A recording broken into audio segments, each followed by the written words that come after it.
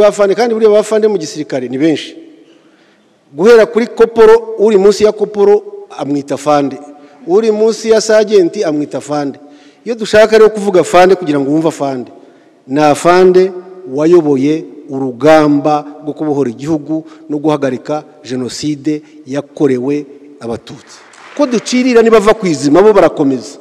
Ubwo rero birasaba urubyiruko rwacu kugira ngo wa muharuro twaciye, ya trench twashyizeho, kugira ngo bya bishashi bitazambuka, mukomeze mu buharure, mukomereho kugira ngo ibishashi bijye bigarukira hakurya bye kwambuka hano.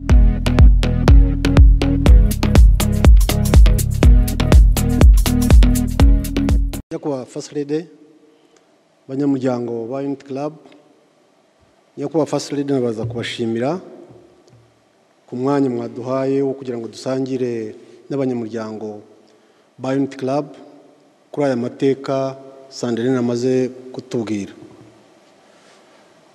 Amahitamo yacu afite imizi kandi miremire, ashingira ku rugamba rwo kwibohora rwatangiye mu 1990. Kurutegura ni nyumaho, ariko gutangira muri 1990. Ayo mahitamo kuri giye wicaye hano cyane cyane niho nayashingira. Ashingira rero ko twatangiye duhitamo neza. Nyakubahwa First Lady, ndabashimira ko hano hari urubyiruko rwinshi narwo rugomba kumva ayo mateka kugira ngo rujye ruhora ruhitamo neza. Guhitamo neza kwacu byari bishingiye ku buyobozi, guhitamo ubuyobozi bwiza kandi bwatanze icyerekezo. Shimishwe nuko tugiye gutanga iki kiganiro tumaze kumva ubushakashatsi Honorable Minister Bizimana amaze kutubwira. Ibi byose amaze kutubwira ndetse n'ahasoreje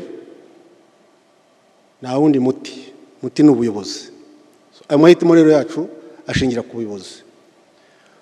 Muri 1990 rero urugamba rwo kwibohora rutangiye, RPF maze guhitamo ubuyobozi buyobora urwo rugamba. RPF yari ifite umutwe w'ingabo ariwo RPA. Byari ngombwa rero ko abo bantu bategurwa bihagije, abara barwanaga urwo rugamba ndetse n'abari inyuma b'abanyamuryango. Tugira amahirwe rero, tugira ubuyobozi bwiza uko bwagiye busimburana. Ndibanda cyane kuri 1990 itangirana no mu kwezi kwa 10, afande amaze kugera ku rugamba. Yateguye izo ngabo arizo nabarizwagamo, ategura izo ngabo kandi azitegura neza.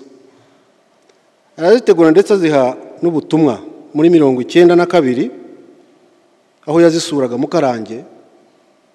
Buriya nyakubahwa First Lady, abari hano umukuru navuga ikintu bana bari hano mujye mumenya ko icyo kintu kizaba.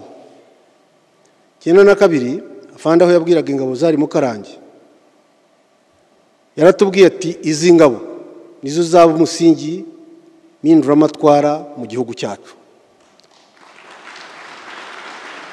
Aratubwira atari kugira ngo ibyo bizashoboke, ibikorwa dukora bigomba kudutandukanya nabo turwana nabo. Ati ni waba uvuga ko urwanya karengane, urwanya ivangura bikakuranga, ukumva ko kandi nawe urwanya uwo murwana. Atahubwo ubwo wabora uraho udakwiye kuburi. Ndetse iyo mubona ruswa irwanwa uyu munsi muri iyo message ya fande y'icyo gihe, munyumve neza abari hano batabizi bamwe nk'abatoya, abantu mwese mukunze kumva fande. Ibingira na fande, runaka na fande, ariko iyo tuvuga fande niwongereho irindi zina tuba tuvuga fande nyine niwe tuvuga. Kuko we afite izina rye, ariko abandi turi bafande kandi buriya bafande mu gisirikare ni benshi. Guhera kuri koporo, uri munsi ya koporo amwita fande, uri munsi ya sergeant amwita fande. iyo dushaka rero kuvuga afande kugira ngo wumve afande, ni afande wayoboye urugamba rwo kubohora igihugu no guhagarika jenoside yakorewe abatutsi. Ibyo rero byatuzanye izo nyigisho yaduhaye n'uburyo yatuyoboye n'uburyo yatanze icyerekezo, byadushoboreshe kurwana urwo rugamba rwo kubohora igihugu cyacu cyari ku ngoyi. Simbisubiramo, Honorable Minister Bizimana yerekanye ibyari bihari byatumaga urwo rugamba ruba. Mu gusoza urwo rugamba, kandi sibwo bwa mbere twari dukoze izo mpinduramatwara, n'ahandi mu bindi bihugu by'amahanga twari twarazikoze, byaje bwa butegetsi bubi twabonye hano bwashoje bukoze genocide yakorewe abatutsi. Iyo jenoside nayo amahanga yatereranye b'abanyarwanda ya myaka yose, kumara imyaka hafi 30 bari mu buhungiro, ni nayo yatereranye abanyarwanda mu gihe cya jenoside yakorerwaga abatutsi. Biba ngombwa ko nabwo afata ikindi cyemezo. Ndavuga afata ikindi cyemezo hataza kugira uwumva nabi ngo ariko kuki uvuga we gusa, ninde se wundi? Burya ikintu cyose kigira ukiyobora. Umuryango ugira uwuyobora. Niyo ugiye no mu nyamaswa ziri muri pariki y'Akagera zigira umutware, ariko twebwe abantu, mvuze RPA, twari dufite umuyobozi, niwe mvuga. Yafashe icyo cyemezo rero, agaba ingabo, imitwe y'ingabo zari za RPA, guhaguruka tugahagarika genocide yakorerwaga abatutsi, amahanga arebera. Yigeze no kuvuga ijambo rikomeye, ngira ngo twashyinguraga abazize jenoside yakorewe abatutsi, aravuga ati iyi si nta mbabazi igira. Iyi si nta mbabazi igira ko genocide yakorewe abatutsi mu Rwanda isi yarareberaga. Mu guhaguruka rero muri za nyigisho, muri bwa burere uko yaremye izo ngabo, ayo mabwiriza aratanzwe. Guhagarika jenoside ni ikintu gishya kuri twe cyari kituguye hejuru. Amabwiriza yari ngo dore ishyano rigwiriye igihugu cyacu, commanders muyoboye ingabo mugomba gufata ibyemezo byo gukontrolinga ingabo muyobora, hatagira umusirikare urenga kugira ngo yihorere. Yakwa first lady, banyamuryango muri hano, buriya niba hari ikintu gikomeye ku isi, jya mubona mu mahanga ukabona ngo Amerika, ngo president wa Amerika ngo yahamagaye ngo umuntu runaka ngo yamuhaye igihembo, sinzi uko babyita amazina, ariko niba hari umuntu ukwiye kubona igihembo kuri iyi si ariko abantu batakimuha, Imana izakimuha. Mutekereze umuntu ufite imbunda yuzuye amasasu, uraje usanze umuryango wawe wose, iso, mama wawe, abavandimwe bawe bari aho bishwe bose, ababishe cyangwa wabishe ari aho ngaho.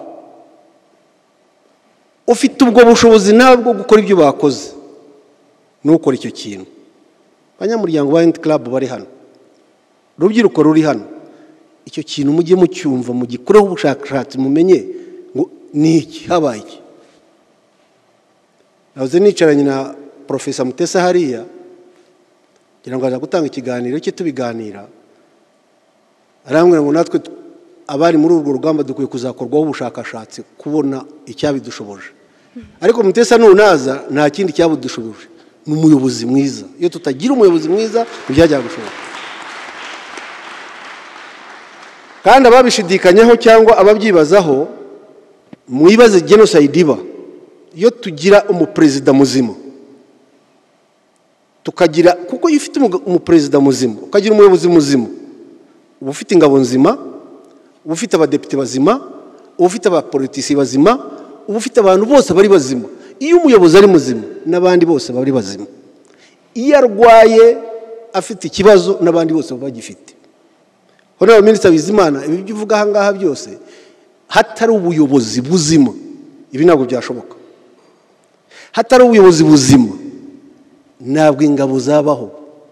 Mutekereza RPA yarwanaga, twari abana, n'uwatuyoboraga n'afandi yari umwana, nahoze numva hano Bizimana we yavugaga 39 40 ngira ngo afari icyo gihe agomba kuba yarafite nka 33. Ariko wumva umuntu ufite imyaka 33 kubasha gukontorora isi yose akayigira ati akafata ikintu cyananiye isi akaba ari ugikora, ugakontorora abandi nabo abo kontrol nabo n'abana nkawe n'umwana wayoboraga abandi ufite imyaka 24 n'itanu ngira ngo mukuru twabaga dufitemo bari baretindugute baga bafite nka 40 ngira ngo abo nibo babaga ari bakuru, ariko akabasha kubikora kandi akabikora neza.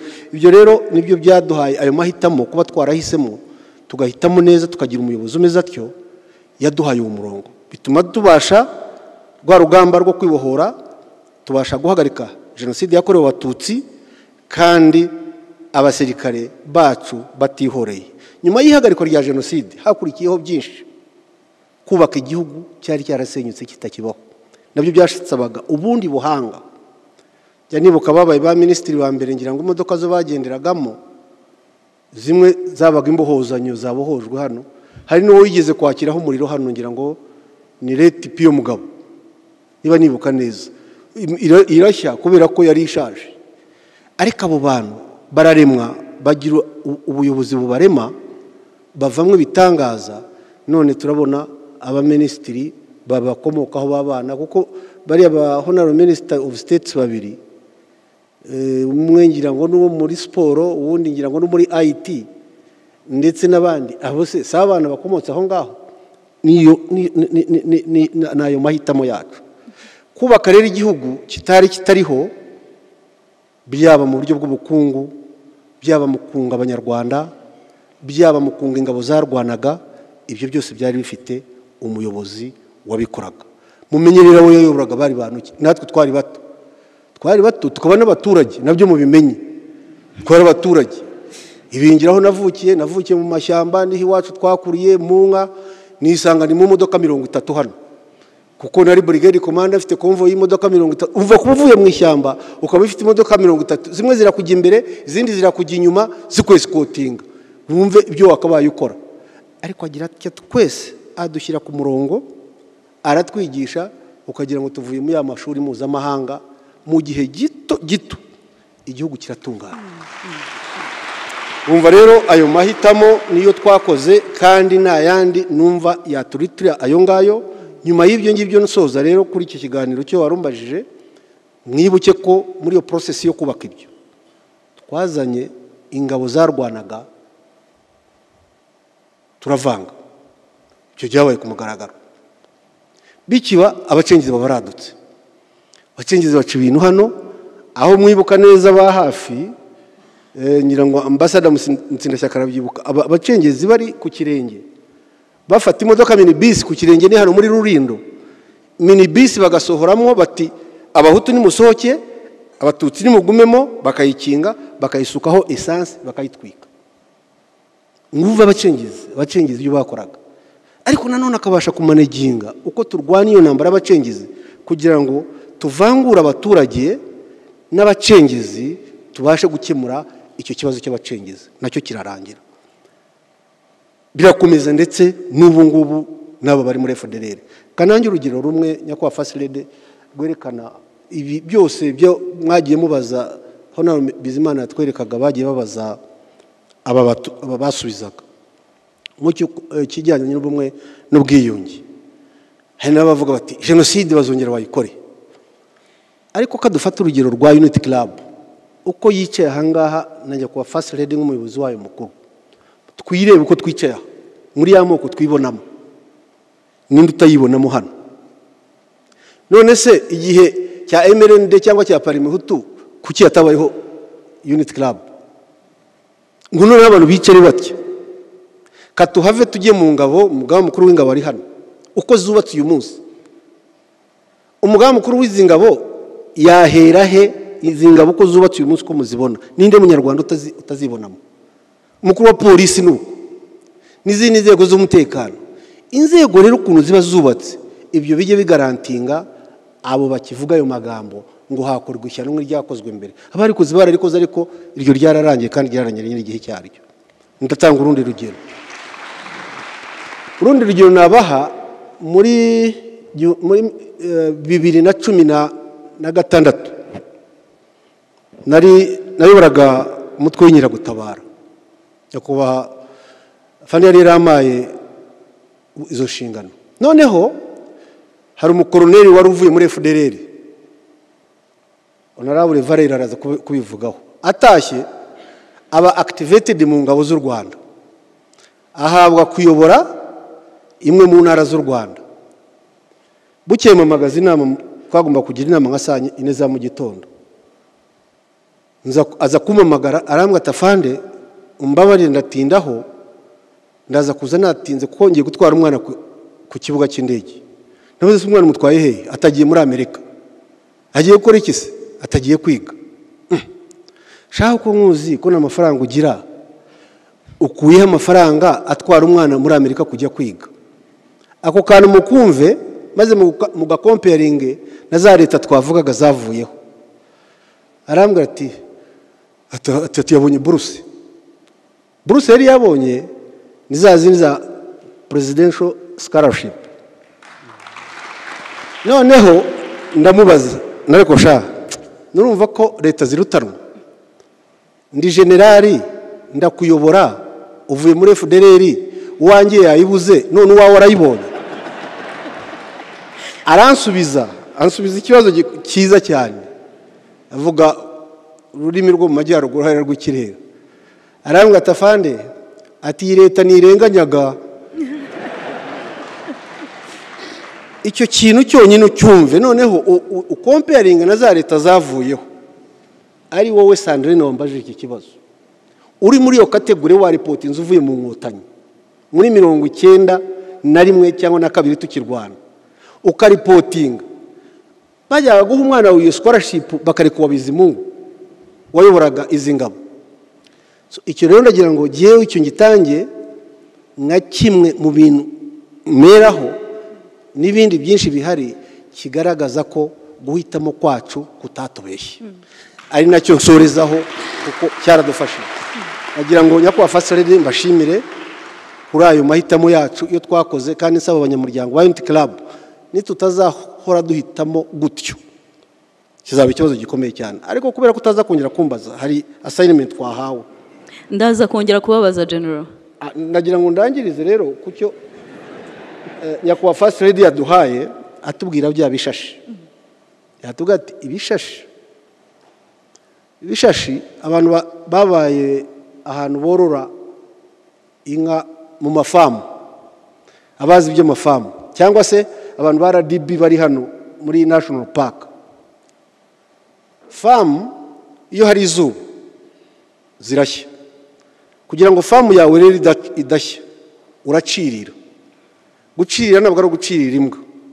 Ufata famu yawe ugacamo nk'umuhanda ku buryo hari uriya natwika ibishashi bitari bwambuke ngo bigire bite bize hano.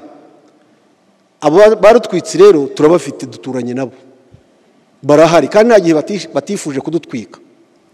Ariko nanone wa muyobozi yagiye aduha uburyo bwo gucirira, turacirira ku buryo buri gihe batwitse bya bishashi ntabwo byambuka. Ariko uko ducirira nibava kwizima bo barakomeza.